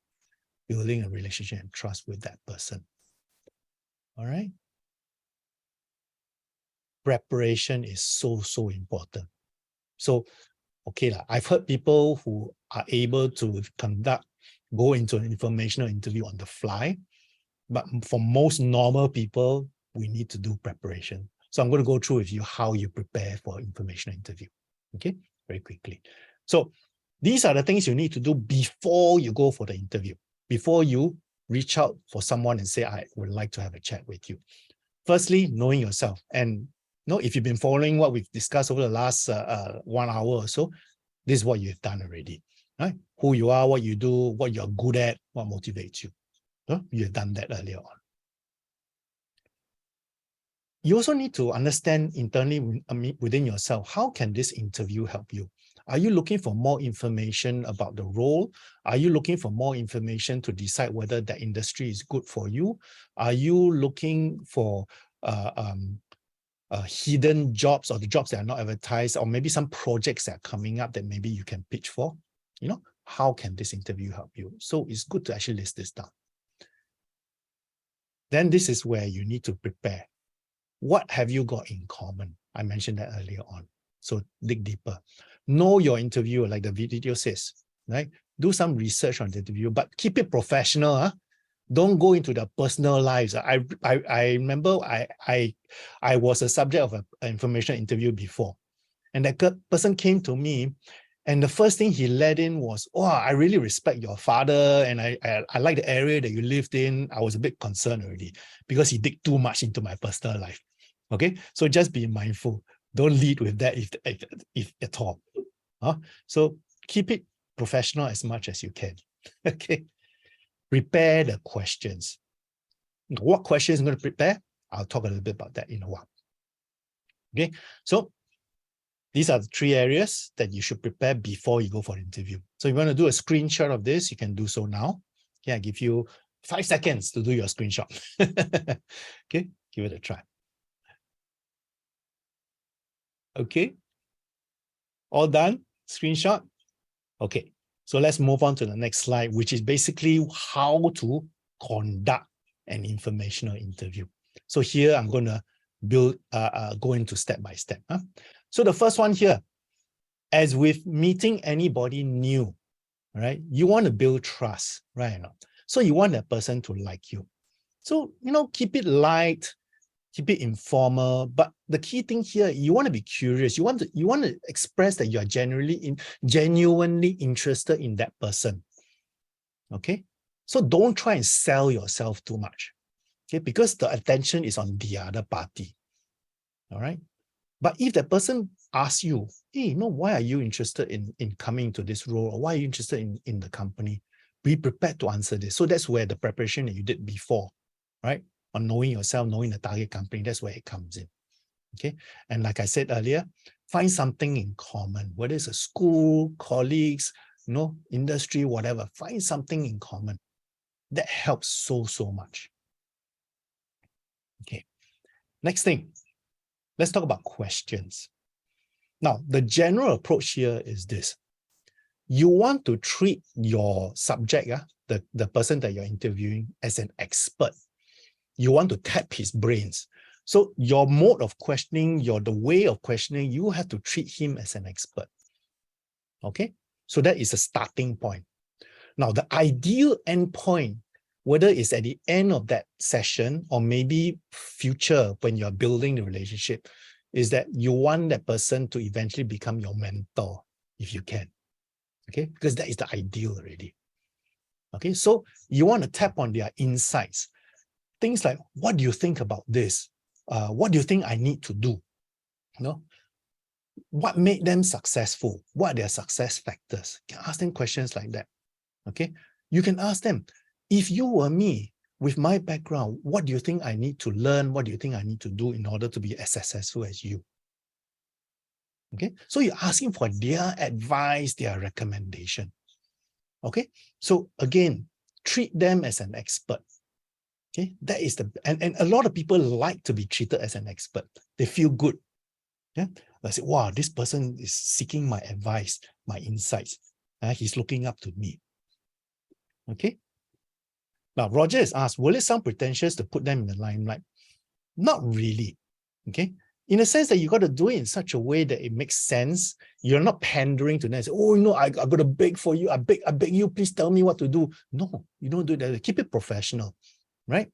Just say, I've done a lot of research. I really admire your background. I saw that you did a lot of things, and I saw you've risen quite fast in the company. I like to understand how you did that.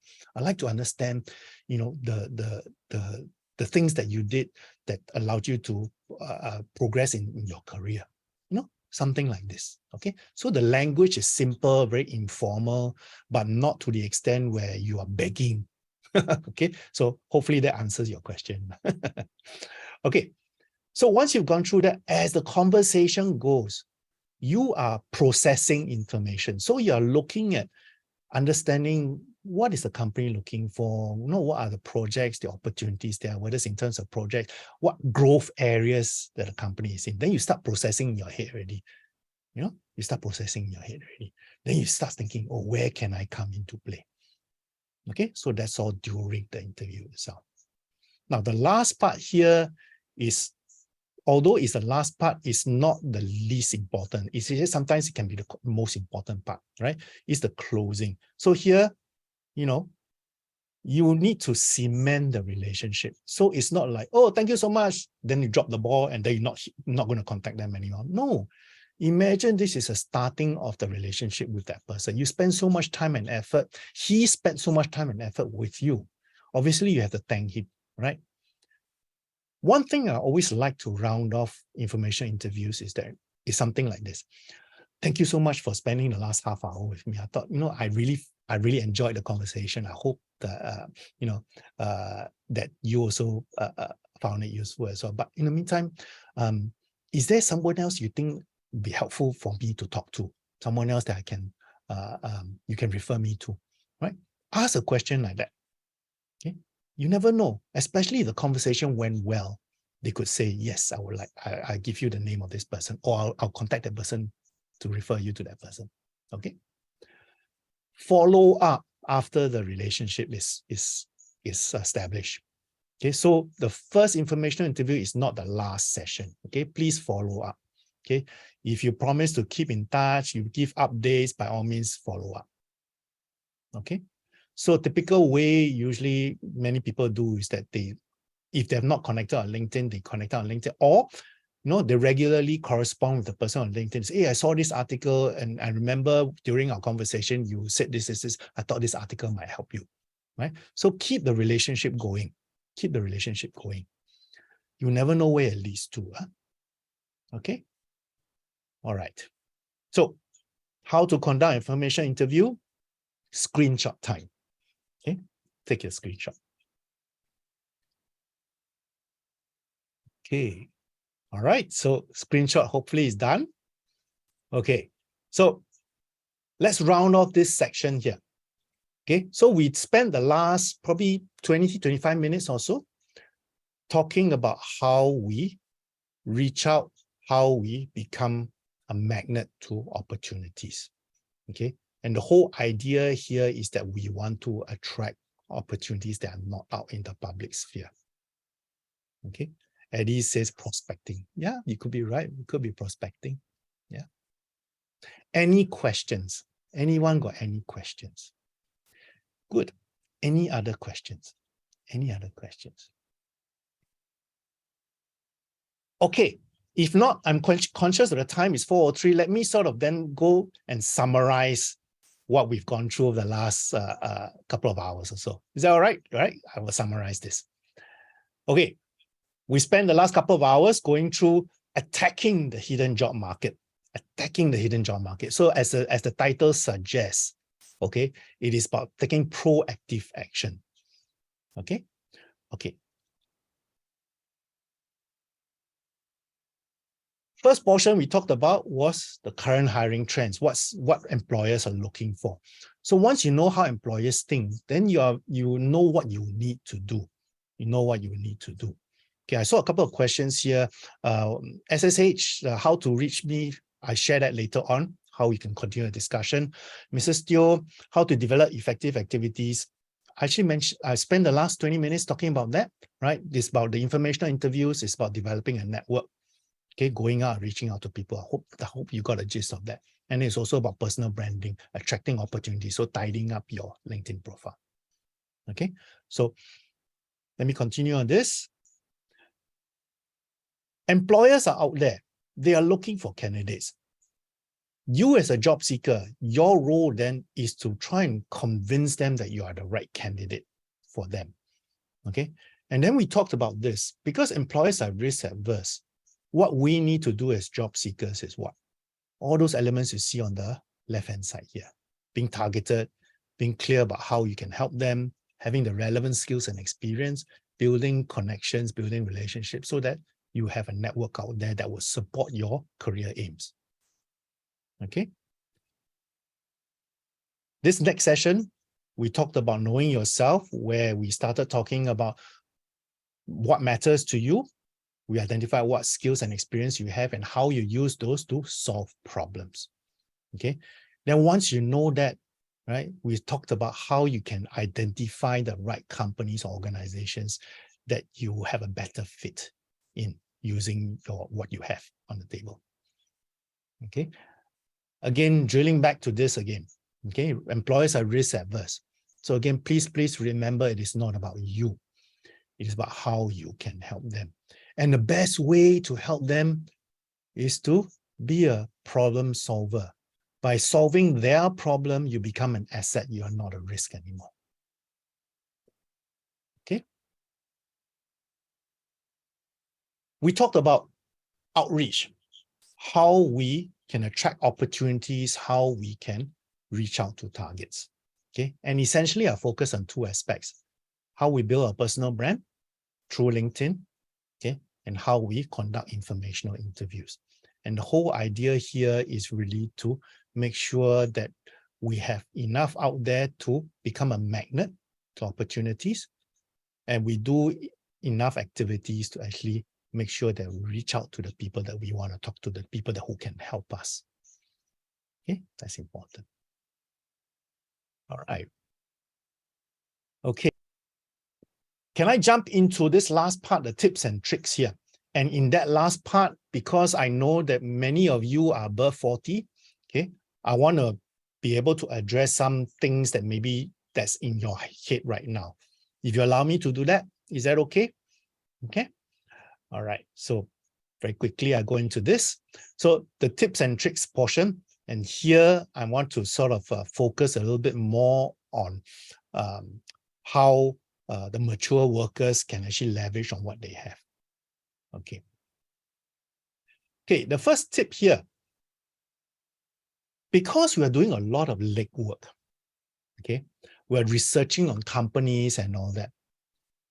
One of the things that is really, really good is instead of focusing on what job openings they are, because like somebody mentioned, right?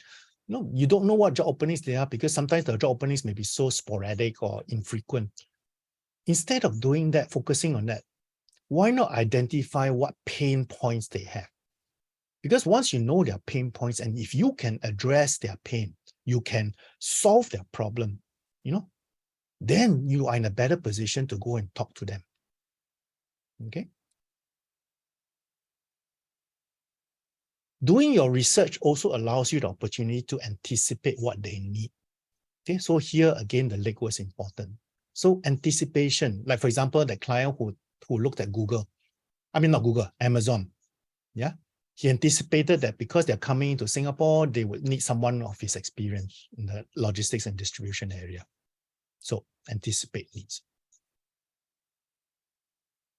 Especially for the mature workers, you need to find the right organization in terms of culture, in terms of the acceptance of people with more experience.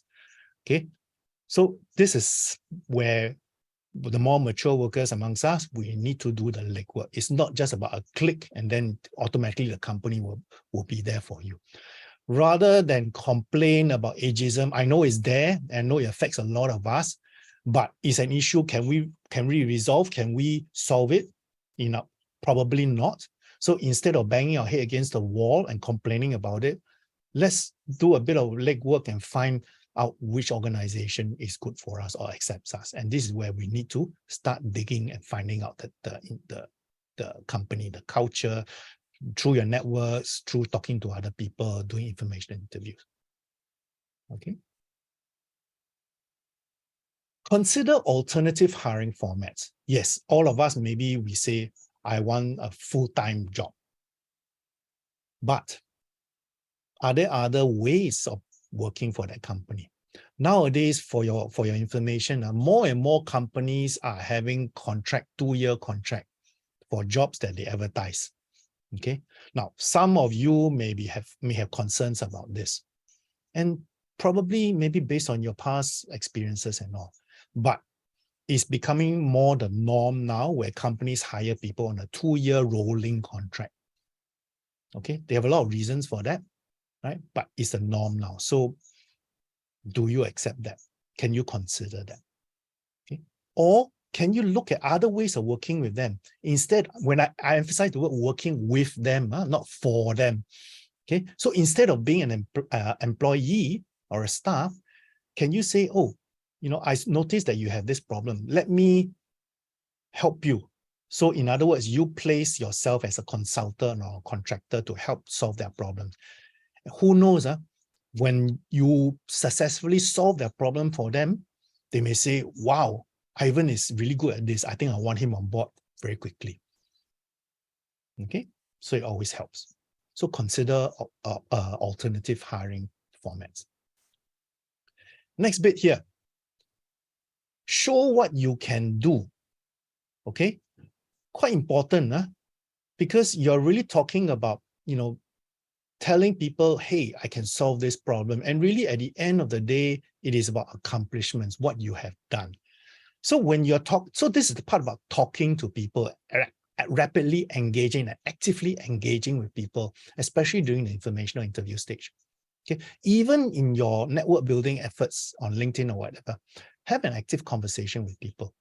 Okay, highlight your accomplishments rather than your responsibilities. Okay, I want to make a differentiation between accomplishments and responsibilities.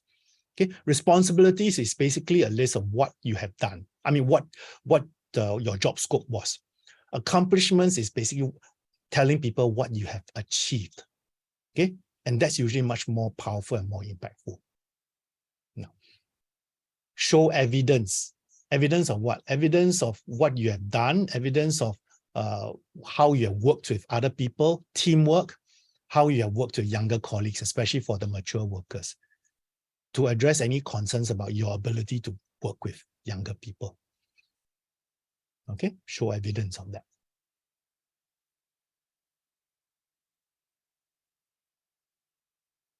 Instead of focusing so much on resume, I'm not saying resume is not the important bit, but when you are going through efforts to uncover hidden opportunities, social proof is much more impactful and effective.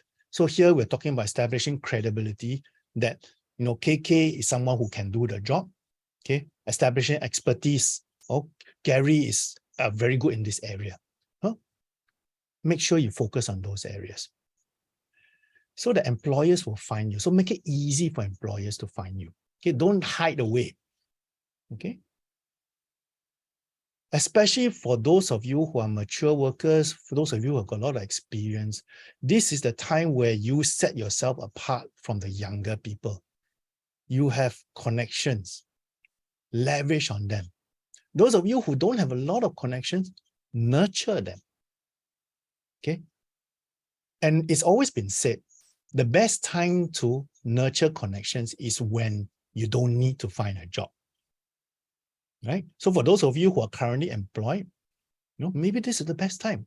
Nurture connections so that next time when you need their help, they are there to help you. Okay. Whatever it is, whenever you engage with people online and offline, building your connections or information interviews and all that, be involved, be responsive. So whenever someone comes to you and asks, oh, Ashlyn, I need your help, or Ashlyn, I need your input.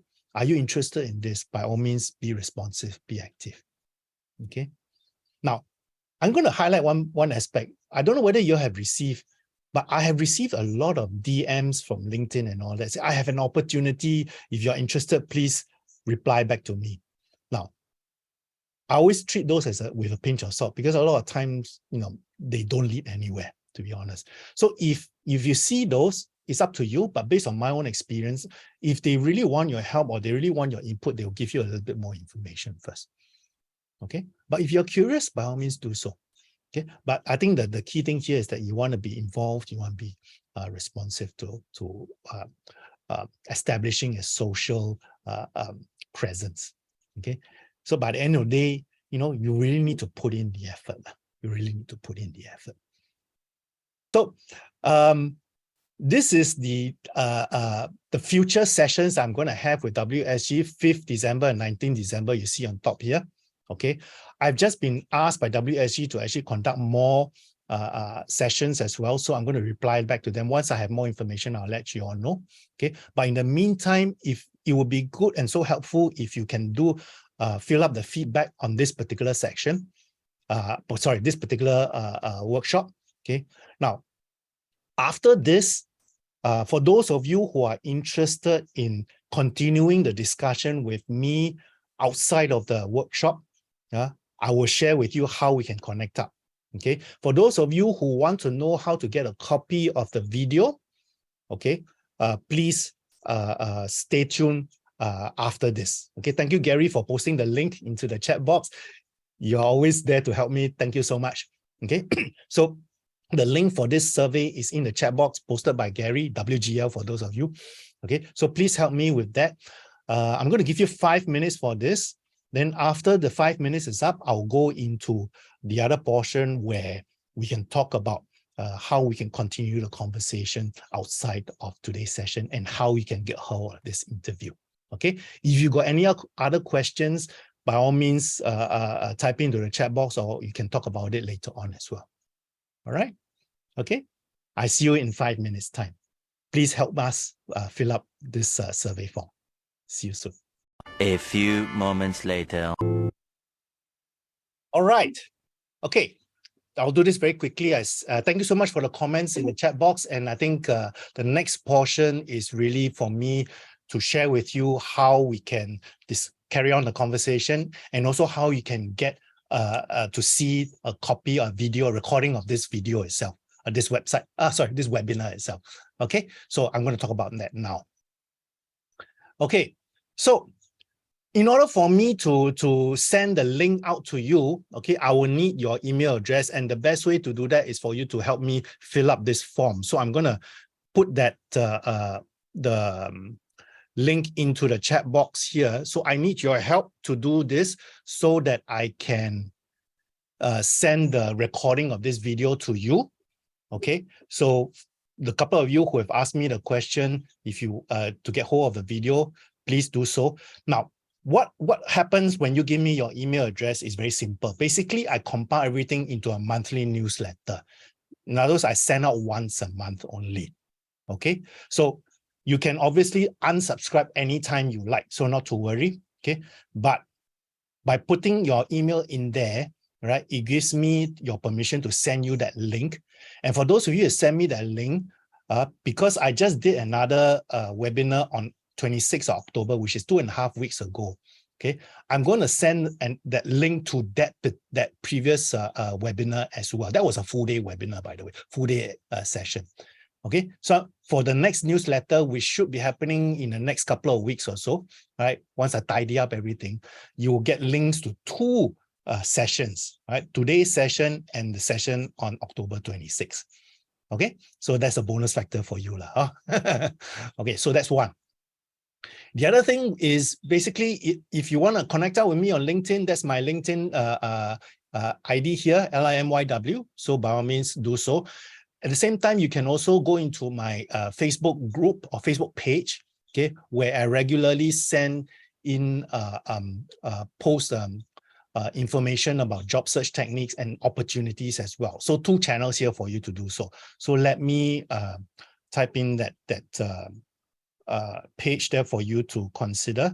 Again, all this is up to you. There's no compulsion for you to connect up with me if you don't feel that you would like to. Okay. All right. So that's another channel. So that address is inside there. Okay. Next one. Okay. I mentioned earlier that career switching is something that I help my clients with. And it's actually one of the most popular topics that I've been asked to deliver. Okay. So aside from this hidden job market topic. So what I've thought is that I think rather than you guys waiting for the webinar, I've decided to actually construct an e-learning platform, e-learning class. So those of you who are interested in this e-learning class, okay, so basically it comprises a few chapters. Okay, you can see chapters over there. Now I'm going to share you a link where you can get a preview of the chapters. And if you are interested in purchasing it, there is a discount for people who have joined my webinars before. Okay, so let me put that link in there. Again, it is up to you. If you want to take a look at it, by all means do so. Let me just copy that link in there first. Hang on. Why is it so difficult to copy? Okay. Okay. Copying. Let me just do this. Okay. That link is in the chat box. Okay. So again, you can have a sneak preview of there are some free chapters there for you to take a look. If it's up your alley, then you can sign up for this. Now, like I said, this is an e-learning course. It's not a webinar. It's an e-learning course. Okay, with some recordings in there for you to look at. Okay. Now, another way that we can engage is you can look at if you want to do some individual one-on-one coaching. Okay, so I do this particular topic on navigating hidden job market. Okay, is something that I do with my clients one-on-one. So I do it over 4 hours. That's one package. Another package is about redesigning my career, which actually was a webinar I did last month. You saw. Okay, and then obviously apart from those two general topics, I actually also conduct more specialized and more in-depth topics on these particular areas. All right. So if you are interested, you can go to my website and take a look at it. And if you are keen, you just drop me an email and then we can continue the discussion from there. Essentially, and then you can tell me if you've been to my webinar before and then you have preferential rate. Okay, so the link is in the chat box. And I've also had a lot of people coming to me asking me how to be a coach, a career coach. Okay, so that's why I'm putting this information up. So if any of you are interested or considering becoming a career coach, okay, I conduct courses for this as well. I do a course, okay, obviously number one is that I conduct it with WSG for their locally credentialed course, but I also conduct one for NCDA, National Career Development Association, where they issue credentials that are globally and internationally recognized. So I do that as well. Okay, so if you are interested, my classes are very small, so places are very limited. Okay, and it's very customized to the people that's attending the classes as well. All right, so if you are interested, by all means, go to the link that I'm going to post up in this chat group as well. The chat. Copy. Okay. All right. So another way to do this. Okay. So those are the various ways we can continue the discussion. Now, why do I do this? The main reason why I put all these things up there is that in the past, I think last year and many years before that, after every webinar or after every one live workshop session, I get a lot of email contacts and all, continue to say, how can I work with you? And then they ask me a lot of questions and all that. Okay. So I just want to be upfront with you guys. There are different ways to talk to me. Okay. Now you can just link up, very simple. You can just email me if you like. I can always, I will always respond to the emails that I receive, no matter how much time it takes me. Sometimes it may be a bit longer, depending on the volume. But again, there are different ways to do it. So I'm just putting out there for you to take a look at. But I think at the end, hopefully you all found this session useful. You spend a couple of hours here with me, with your colleagues here in this area. And, I hope it's a couple of hours well spent. I came across this particular table just a couple of hours before the session started. And I thought it was quite insightful, and I wanted to share this with you all. Okay. In the old days, we looked at, the life 1.0 version, right? We study hard, we get a job, make money, we buy things, right? Should we then consider life 2.0 right now, where, there's perhaps more meaning to the things that we do, not only in our career, but in the things surrounding our career as well. Okay. So I just want to leave you with this thought, right? That, yes, our job, our career is important, but it's also equally important that we find happiness and fulfillment in what we do within our career as well as outside our career. Okay. So thank you so much for your attention these last couple of hours. Like I said, I hope you found it useful. And for those of you who want to talk to me or engage with me beyond today's session, you have my contact. You can see that at the top left-hand corner. So by all means, connect up with me. But if there's nothing else, then I want to wish you guys well. Okay. be safe. Good luck in your activities. All right. And, oh, Singles Day, 1/1 is coming. So hopefully you participate in the sales as well. Now, again, if I don't see you in the December workshops, have a great festive period, right? Those of you who have kids and on a holiday or planning to go on holiday, I wish you a great holiday as well. All right. So everyone take care, okay? Be safe, be good. And do keep up to date with me and know how you are doing and all. I'm always happy to hear from you as well. Okay. I see you guys soon. All right. Bye-bye.